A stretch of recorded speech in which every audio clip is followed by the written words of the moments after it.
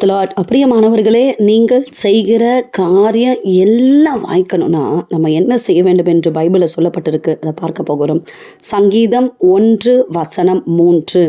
அவன் நீர்க்கால்களின் ஓரமாய் நடப்பட்டு தன் காலத்தில் தன் கனியை தந்து இலை உதிராதிருக்கிற மரத்தை போல் இருப்பான். அவன் செய்வதெல்லாம் வாய்க்கும். அவன் யார் செய்கிற காரியம் வாய்க்கும் என்று வேதம் சொல்லுகிறது.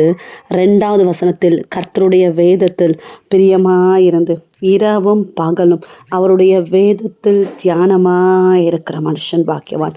இரவும் பகலும் யாரெல்லாம் தேவ சமூகத்தில் வேத வசனங்களை எடுத்து வாசித்து அதை தியானம் பண்ணி கர்த்தருடைய கட்டளைகளின்படி அவருடைய பிரமாணங்களின்படி நடக்கிறார்களோ அவர்கள் செய்கிற காரியம் வாய்க்கும். உங்கள் குடும்பத்தில் நீங்கள் செய்கிற காரியம் வாய்க்கலையா?